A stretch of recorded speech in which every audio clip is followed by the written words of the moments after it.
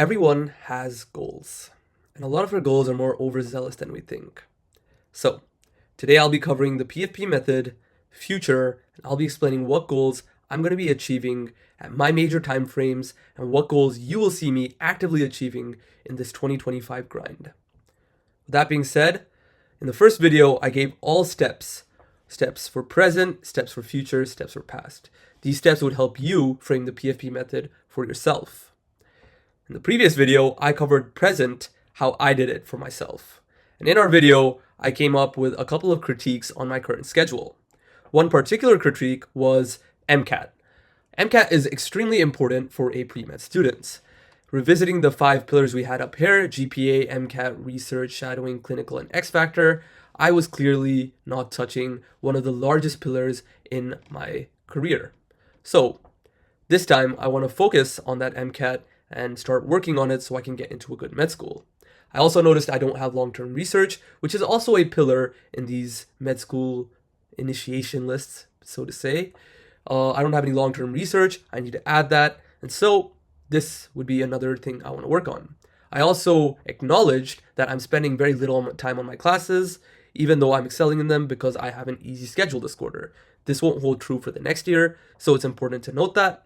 I also noticed that I spend minimal time on my personal projects, which I definitely want to work on, and so I have to maybe add some more time for them. And I also realized that I have been putting a lot of time in my day trading in terms of studying ICT concepts, and that extra time is only temporary because once I develop a successful trading strategy, I will not need to study ICT as much in detail. With that being said, today I'll be showing you the major timeframes I create for myself and the goals for that. And then the next time you will see how I sort of reflected on my previous year and sort of rationalize these goals. That being said, this is the future part. I had an initial thought process of figuring out the timeframes, and my initial thought process was creating a set of overarching goals to point myself in a specific direction. Residency goals, what I want to achieve by residency, what I want to achieve by med school, what I want to achieve after undergrad, end of year, end of school year, and end of month. What I realized after starting to draft goals is I have no idea what I want to have achieved by residency or achieve after residency. I don't know what I want to achieve by med school. I know what I want to achieve by med school, but I don't know what I want to achieve after med school. So I eliminated those two because for starters, I don't even know what type of doctor I want to be. I know I want to be a doctor, but I don't know whether I should be a surgeon or I want to be a practicing doctor. And there's a clear difference between the two where doctors interact with patients more in a more clinical setting, while surgeons, they complete surgeries more. And while they do talk to patients, it's not as much. And I'm leaning towards surgery, but I have not firmed up my mind. And so there wasn't much point in sort of trying to figure out the direction. At the same time, I also don't know what part of medicine I want to focus on. I have a bias towards cardiology, but that's only because I'm a medical assistant in cardiology. So trying to decide that in advance is constricting my options. I definitely need to see a bit more in order to see where I want to go. So I removed those two from the overall planning. I kept overarching because that is important to decide which direction to head in. I also removed the end of the school year. That was a sort of minor thing for me because the end of the school year only holds significance in classes planning, and it just gives a mid-level deadline for finding some long-term research and some summer research, which I already have identified as goals. So it's a pretty useless deadline for me. So eventually I came up with the deadlines of overarching undergraduate, end of year, which is going to be my most focused, and end of month. But with end of year, the most focused being this whole series is about me achieving those end of year goals. That being said, your goals might be different. You might have overarching, you might have undergrad, and you might be focusing on the end of the school year. And that's totally fine. But for me, these are the 4 that fit me the most. You are free to have whatever goals you want. That being said, these are my overarching motivations. Now, they sound a bit pretentious, they sound a bit shallow, but these are things I really want to achieve. So, the first thing is I want to be rich. I want to also be fit, and I also want to have a good background. And so, in terms of these 3 words, they're pretty good buzzwords to throw around. But I decided to make it actionable, and that's what you should do as well. So, my definition of rich currently, as a undergrad student, as someone who is an avid consumer of instant TikTok, is to own a couple Lamborghinis, have a large modern house, and have loads of passive income. Preferably, I want passive income that earns more than my job. which would be as a doctor or a surgeon, which would be over 400K in passive income. So that would be my rough, like, actionable things. In terms of being fit, I want to be fit physically, mentally, emotionally, and socially. But I don't know how being fit mentally, emotionally, and socially looks like in the future. I am currently fit mentally, emotionally, and socially, but I've not described what I meant in detail because it will degrade. I have heard that by people, but as of right now, I don't know what it'll look like when it degrades. So I've kept that aside as something that I want to see in the future. But as of right now, my main focus is physically. And in order to be physically fit, I believe I want a six pack and I want to keep a lean frame, not to be beefy and to be pretty much okay in the rest.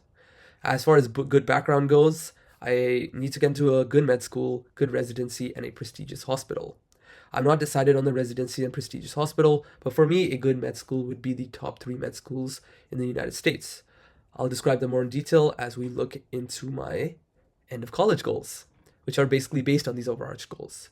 So, in terms of being rich, I do want to own a Lamborghini by the end of my college, which is June 2027, which is when I graduate. Of course, I can graduate by June 2026. I do have a junior standing, but I am staying traditional, and so this would be for the best. So I want to own a Lamborghini, preferably one that has butterfly doors, as well as have $500,000 in cash. And this 500,000 is just based on a number, arbitrary number on current value today. Of course, that value is going to be inflated in the future, and so I've not put an inflated adjusted value here. Obviously, I would expect more in the future. In terms of fitness, I want to have a six-pack, be lean. Same thing in the overarching goals. I don't want to achieve it by the end of my life. I want to achieve it as soon as possible, but maintain it, sort of thing. In terms of good background, I want to get into the top 3 med schools because I will have those decisions by the end of my college. What this will be is Harvard, JHU, UCSF. Those are the 3 med schools I'm trying to get into. Of course, there are different med schools, different rankings.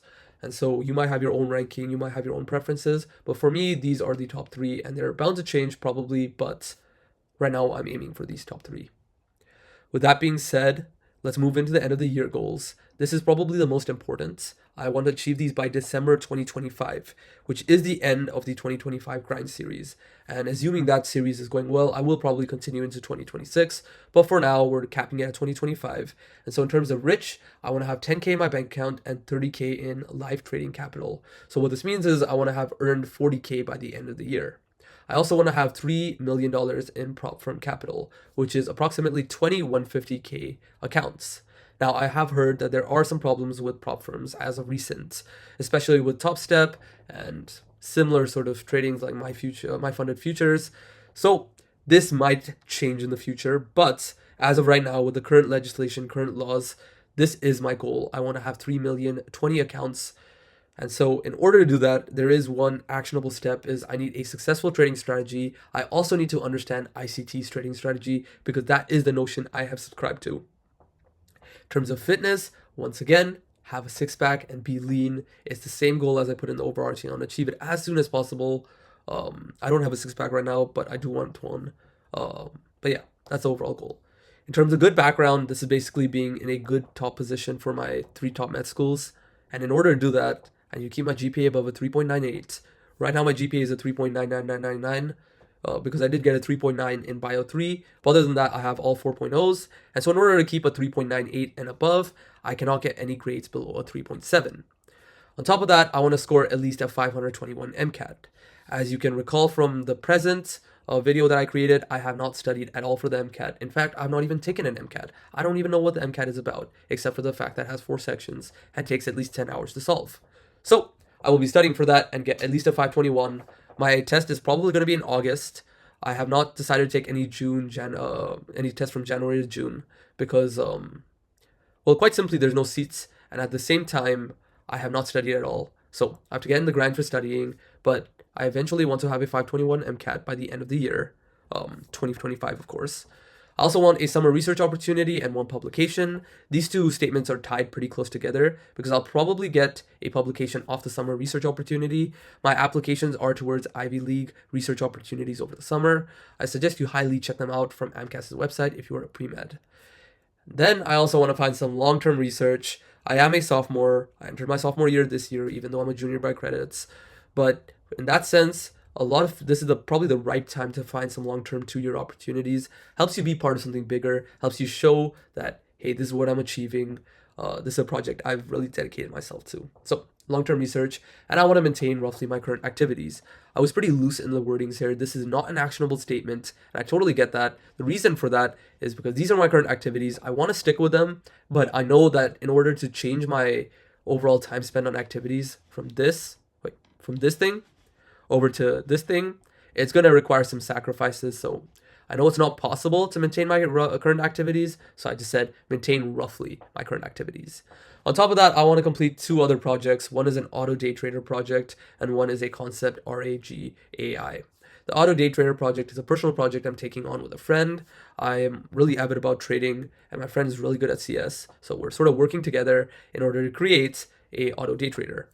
And the concept RAGAI is sort of a project where I'm sort of working solely to take a textbook perhaps and have an AI only work off that textbook. So if I have any questions about a class that uses that textbook, I can just ask the AI and it'll give me an in-depth explanation without me having to find page numbers, and it would probably simplify my studying by at least 10x. So it's a personal project. I don't want to really involve others in this one. I'm not going to hire someone. It's just something I'm going to work on my own. But those are my end of my year goals. That's what I'm going to be working for at the 2025 grind. Moving further, these are my monthly goals. These are way more actionable statements. These are basically a to-do list of what I have to achieve by January 1st, 2025. Now, as I've stated, this whole entire 2025 grind is starting in December because December is sort of a trial month to get myself into the sort of groove of things. So this is all pre-set up for that January 1st start. That being said, I want to start studying for the MCAT. I was really disillusioned at first when I made this goal. I said I want to achieve at least a 510 or a 515, but the MCAT is way harder than I expected. So the goal is just set to a consistent daily schedule and 2 diagnostic practice MCATs taken, which means I'm going to do 2 practice tests, which may seem like a small amount, but it's 8 hours of your time, so that's 16 hours of work already. And I also want to review possible course options like Kaplan or Princeton Review and chart a study plan, because personally I believe there's no point in taking these courses until you have at least a 505, which you can grow to a 515 with their guarantee. Okay. With that being said, I also want to work on some trading stuff. I want to complete all of ICT's 2022 mentorship. I haven't completed that, and yes, I am trading on prop firm accounts without completing them. Of course, I'm still in my evaluation stage, so no profits really generated here. And ideally, I should have stuck to paper trading until I complete the mentorship. But personally, I feel like I learn better. I'm more motivated when I'm trading with my actual money, or in this case, eval money. So I want to complete that 2022 mentorship so I can get more into trading. I want to draft a strategy for trading so I won't take stupid trades like without any logic behind them. I want to pass at least 3 150K prop firm evals, which is a 9K target per each account, which means making 27K in prop firm money total. And I also want to achieve my first payouts. So those are the overall goals with trading. I didn't put money on the first payout because I think my main focus is to pass these evals for the 3 150K prop firm accounts. In terms of the trading AI, I want a prototype built and tested, or being tested, in the process of tested. I've already charted out a strategy that I want coded.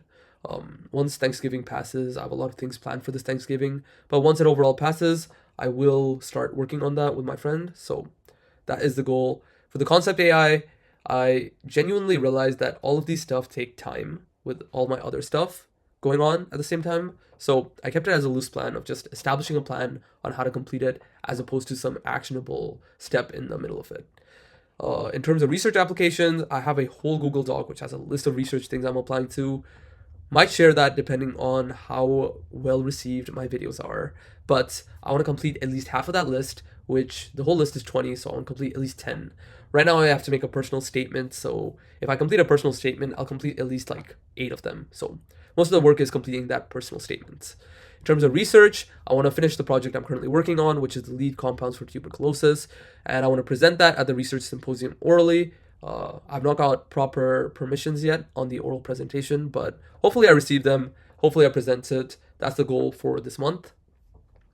As for the MA job, I want to complete at least 50 hours of work this month.